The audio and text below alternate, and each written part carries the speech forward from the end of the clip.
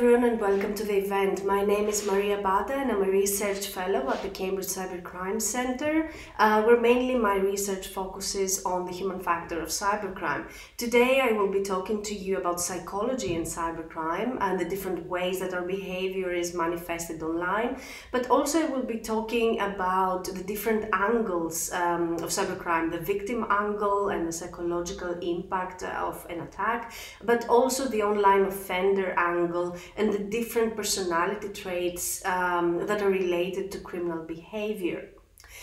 So in this talk I will be actually trying to apply different theories coming from psychology to different aspects around cybercrime.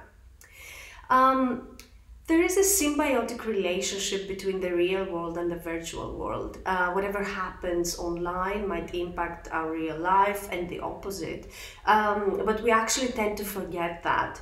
The fact is that the way in which people behave in cyberspace can actually increase the risk of becoming a victim online. According to the online disinhibition effect, there are different factors that actually influence our behavior online and can empower that sense of disinhibition. Factors such as anonymity or invisibility, or the sense of perceived privacy that we tend to feel online, or even the fact that we interact in different time frames or time zones online, the synchronicity factor can actually empower that disinhibition. An interesting factor here is the dissociative imagination one, which actually relates to, especially to gaming environments, where gamers might create a persona online and they actually believe that that persona resides somewhere in cyberspace where it can't really affect someone or harm someone in real life. The solipsistic introjection factor also relates to this aspect as well, since solipsists actually believe that whatever they experience in cyberspace comes from their imagination and actually it's not real, therefore it can't really impact someone in real life.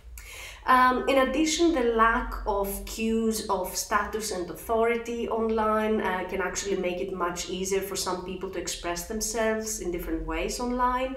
And overall, cyberspace actually offers a kind of social facilitation, thinking of all the applications, the different tools, allowing users to actually express themselves in different ways. Going actually to look at the user aspect, we often hear about user being the weakest link that cyber criminals are taking advantage of. And actually, still we see that phishing attacks are top in the list, and actually a large number of phishing emails are still being opened. And that actually makes us characterize users as the weakest link. However, if we actually think of our cognitive abilities, it's quite difficult for a user to actually recall more than 2 or 3 passwords online, especially if these passwords are not frequently used. Also, the fact that passwords are often quite revealing, or the fact that they tap into things coming from below the surface of consciousness, makes it actually very easy for criminals to take advantage of these facts, and with a little bit of research actually guess a password. Actually, I wanted to mention some research we conducted at the Cambridge Cybercrime Center using the CrimeBB dataset, which is basically based on underground forum data. And we were looking for discussions around smart device vulnerabilities. And actually, it was quite interesting to see that human behavior was actually being discussed as one of these vulnerabilities. I have a quote here saying, "My hacking abilities greatly depend on my target's IQ and computer knowledge. If they click links or download files when suggested to them, I can do anything. If they don't click things, then I can't do much." So it's quite interesting here to see that hackers might depend on their skills and knowledge or different tools, but also they depend on the user being the weakest link in order to actually have a successful attack. The way we behave online is always dependent on our perception of risk. User perception of risk and security, as well as the motivation, can influence compliance with different mechanisms. I have here an example of passwords. But often someone has to fall victim of a crime to change their password, and actually sometimes it takes 2 or 3 victimizations before someone actually changes their password or takes any measures to protect themselves online. So what will lead users into changing their cybersecurity mindset is to think about the trade-off between the risk of not changing passwords and the cost of changing them constantly. But there are different aspects that can actually influence our perception of risk. For example, factors such as the exposure to risk is perceived as involuntary or voluntary. For example, am I visiting a suspicious website voluntarily and thus maybe putting myself into risk? Am I familiar with the potential threats because maybe they're communicated through social media? Can I actually control the potential risks? And does that actually make me a fair or an unfair victim? For example, am I a targeted or a random victim? Apart from the perception of risk, the sense of control is actually quite important into us shaping our behavior online. Especially the lack of control over a situation that is perceived as threatening or dangerous gives rise to feelings of emotional distress, fear, and insecurity. So such strong emotions can actually lead to irrational behavior or other equally strong reactions. People just accept the situation due to that lack of control, of a sense of control. And even if it feels bad, they just accept the situation because there's nothing they can do about that, or they don't really understand it. So basically, in that situation, we accept cybercrime because of a sense of learned helplessness. So, on top of perception of risk and lack of control, we need to think about emotional arousal and actually fear arousal. And as Furedi actually describes, the general culture of fear is a type of psychological fear of fear called phobophobia. And that fear actually is not based on actually tangible risk or existing risk. Phobophobia can lead to stress, intense anxiety, unrealistic and persistent actually public fear of crime and danger. And that actually can lead to what we describe as the crime complex. And that describes a society where fear of crime is so ingrained in everyday life that it becomes actually a norm. I wanted to, at this point, to describe the protection motivation theory and try to apply it in the cybercrime environment. So thinking of a user's motivation to apply security tools and protocols online, it depends, according to the theory here, on the perceived severity of an event, the susceptibility to the event, the perceived self-efficacy, the cost and efficacy of preventative or mitigating behavior. So if we actually try to apply this theory on cyber attacks, we actually might find quite interesting here because it helps us understand why so many efforts, so many programs trying to actually change behavior online are not successful. So according to this model, our behavior is shaped based on our intentions, while our intentions are based on our threat appraisal and how severe we actually perceive a threat, as well as the fear arousal around it, but also on our coping appraisal, the response efficacy, our self-efficacy, but also the cost, the response costs of actually enacting a preventive behavior.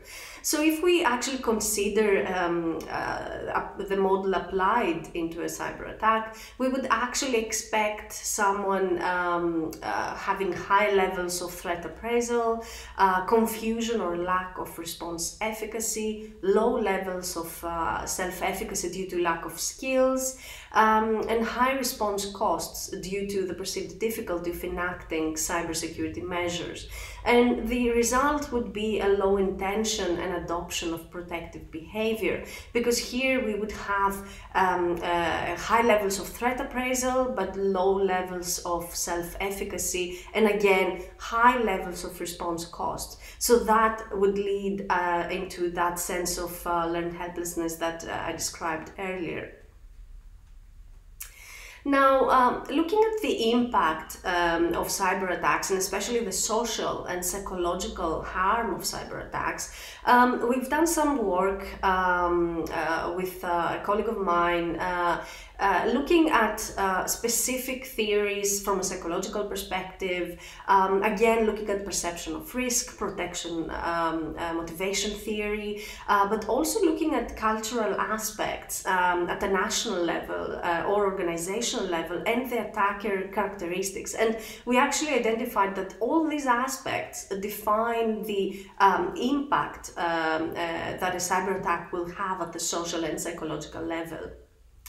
So victims of cybercrime may regain what was stolen, whether that was an amount of money or their personality online, but often the victim is traumatized and deeply suspicious of the internet and technology.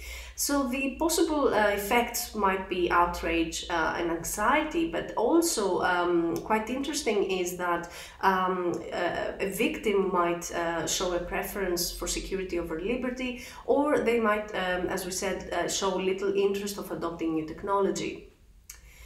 So, especially looking at a national level response to a cyber attack, we would expect that the public would react in different ways based on the information they receive on the attacker identity, the target identity, the scale of the attack, but also how that attack will be communicated by the government. So, for example, we expect that the public would react in different ways depending on who the attacker is, whether the attacker is a terrorist, a hacktivist, or a criminal, and having different motivations, financial, political, and that we expect that would bring different reactions. But also, it's important to look at who the target is. Is the target a random bank customer, or is the victim an actually targeted victim?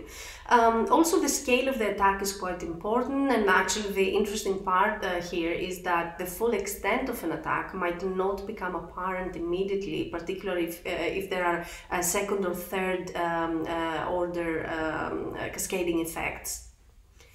And lastly, the way that the attack will be revealed is quite interesting and will define the way that the public will react to an attack. So, for example, will the public identify an attack due to loss of services? Will that be publicly announced from the attacker or from government? That again will influence how the public will react. I wanted to present two examples with actual, which are have a different scale when it comes to impact, just to discuss the potential differences when it comes to public reactions. First of all, the Tesco bank attack, which actually led to 9,000 customer accounts being stolen, with £2.5 million stolen. All affected customers have been fully refunded, so there wasn't really a financial issue there for the victims. However, Tesco's share price was down, and also, of course, they faced reputation harm, and they could actually potentially be hit with a multi-million-pound fine by city regulators. The second example comes from the South Korean data breach, which actually led to 20 million South Koreans facing their credit card details being stolen.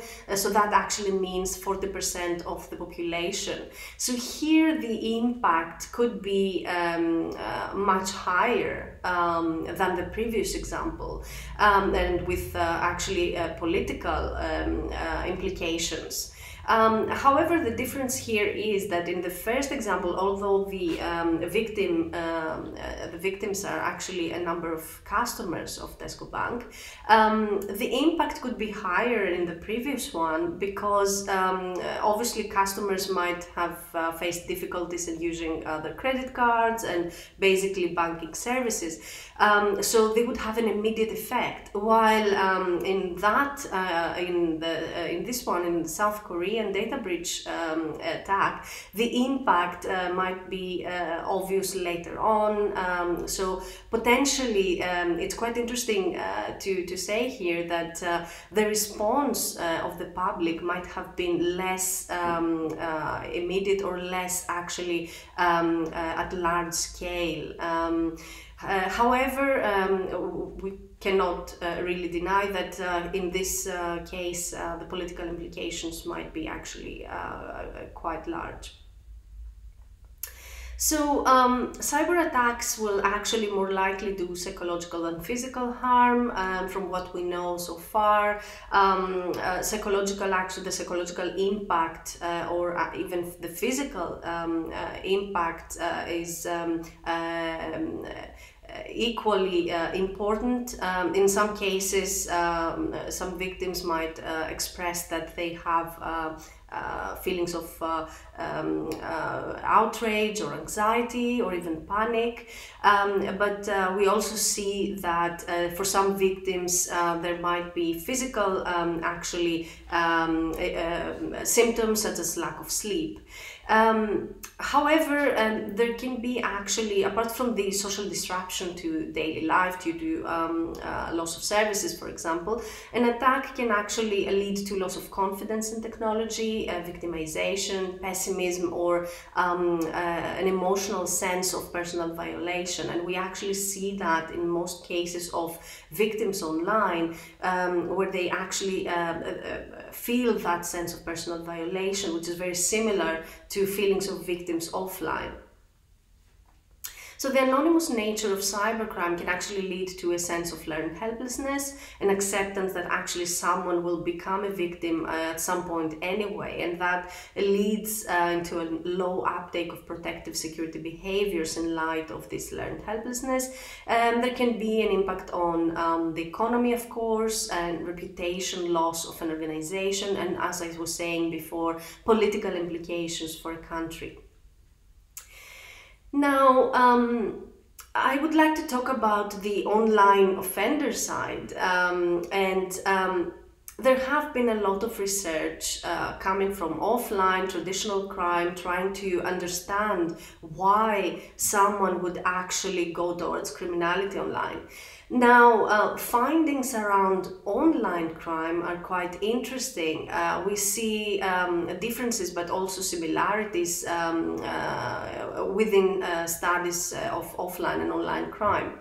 So when it comes to online crime, there are studies showing and linking personality traits to criminal behavior. So I will actually try to present some of these theories coming from psychology and actually relating personality and criminal behavior.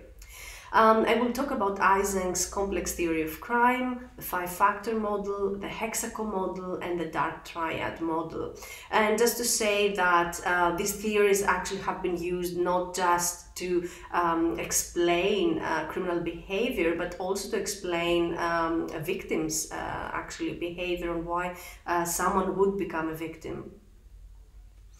So EYSENCK actually described the PEN model, and actually you can see here 3 main traits, 3 main characteristics linking to online behavior.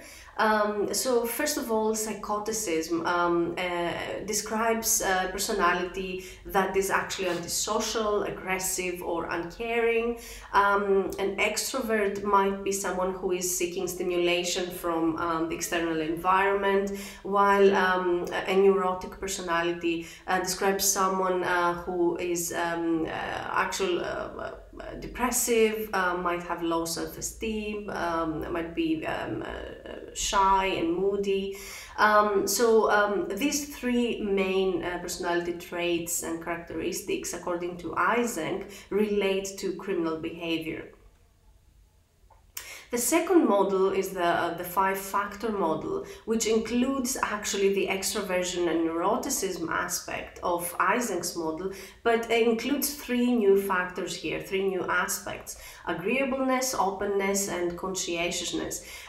So according to this model, especially low levels of these factors can actually show or actually correlate to online or offline criminal behavior.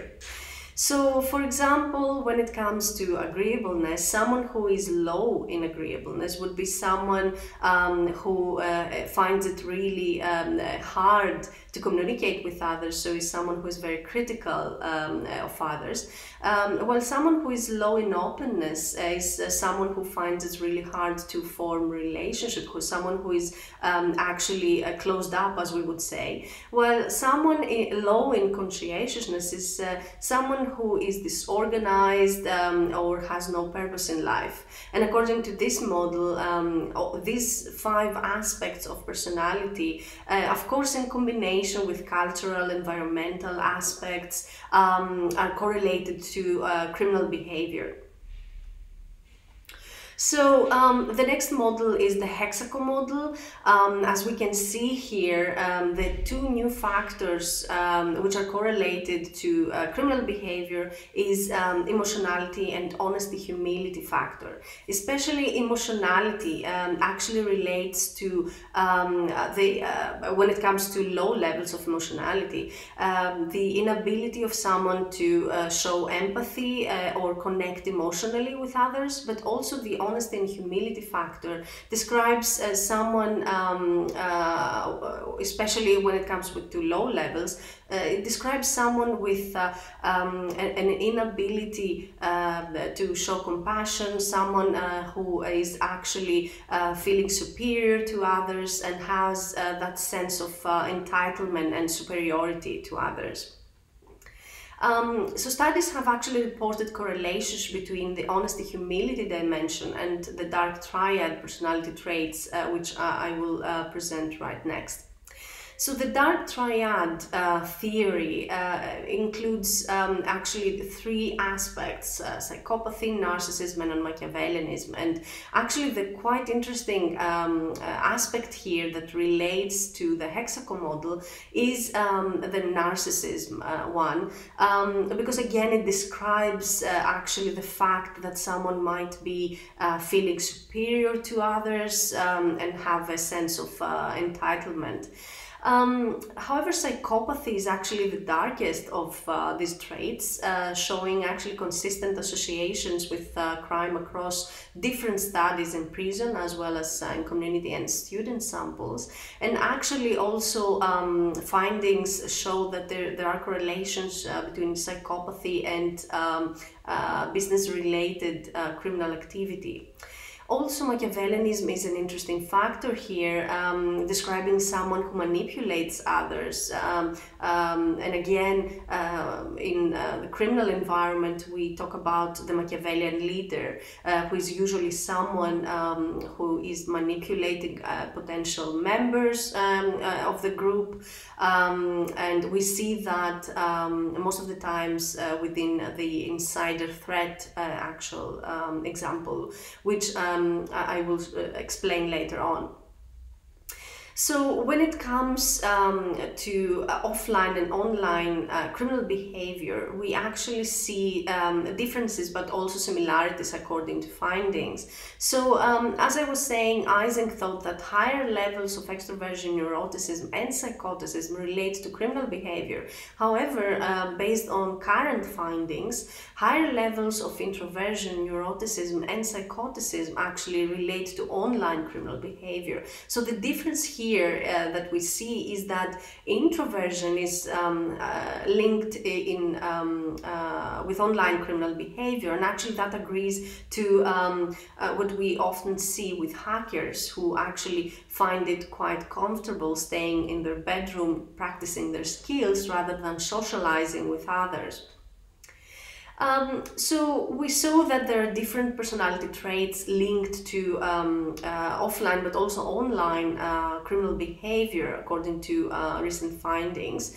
Apart from introversion, neuroticism and psychoticism, there are findings showing that non-agreeableness, as I was saying, can be linked to online criminal behavior, narcissism and a tendency to manipulate others, antisocial behavior, the over-exaggerated sense of self-worth and the strong need for affirmation, loose ethical boundaries, but also lower fragile self-esteem can actually relate again to online criminal behavior. Also, researchers in forensic psychology have examined other personality and cognitive traits which may be related to offending, such as moral development, empathy, intelligence, of course, self-control and impulsiveness. So at this point I would like to talk about the insider threat example. There has been a lot of research around this topic due to the fact that large corporations might actually face risk of an insider threat. And actually findings relate personality traits to actually whether someone will become an insider accidentally or maliciously. And often insiders are poor team players who have a desire to explore networks or break security codes. They're socially isolated and lack social skills. And actually that loneliness and social naivety and the need to actually impress others and show off their skills might actually make them vulnerable to manipulation and exploitation. And as I was mentioning earlier, the Machiavellian leader might be the one that actually manipulates an employee into becoming an insider threat to organize an attack. So we talked about the users as being the weakest link, and we talked about the different personality traits that have been linked to online criminal behavior, leading or actually being correlated to someone becoming an offender online. So how do we actually start into changing online behavior? It is actually a very complicated aspect. And we've done some work looking at why awareness campaigns actually fail to change behavior. And again, we looked at factors such as perception of risk or lack of control. But there is a number of other factors such as culture, for example, especially at national or organizational level, that can have an enormous effect on the success or failure of an awareness campaign. So when it comes to changing online behavior, we need to take into consideration personal experiences of our target group. We need to consider their perceptions, attitudes and beliefs, the personal motivation and ability, however, also the perceived control as an aspect of empowerment, and also, of course, the knowledge and skills around cybersecurity. So behavior can be influenced if the target group accepts that the information provided is relevant, the target group also understands how they ought to respond and be willing to do this in the face of many other demands. And we've actually looked, in previous work, we looked at this topic from the angle of small and medium enterprises and actually the needs of SMEs when it comes to awareness raising and behavior change. And there also we saw that the cultural aspect was quite important, as well as the lack of resources, for example. So when it comes to a successful cybersecurity awareness campaign, there's a need to use simple, consistent rules of behavior that people can actually follow, take into consideration the cultural differences at the national organizational level, use encouraging and appropriate materials, and also arrange multiple training exercises. And lastly, it's quite important to assess an awareness program and actually consider setting metrics of what a successful or a failed program would look like. So it's quite important when it comes to enhancing cyber resilience not just to follow regulations or policies. We need to understand the offenders and why someone would go towards a pathway towards becoming an offender online, but also we need to understand the people impacted by a cyber attack. As you can see, the human factor is quite important. There's a long way to go in terms of research into understanding the two actual angles, the victim and the offender. I hope you enjoyed this presentation linking psychology to cybercrime. Thank you very much. Please do not hesitate to contact me and send your questions. Enjoy the rest of the event. Thank you.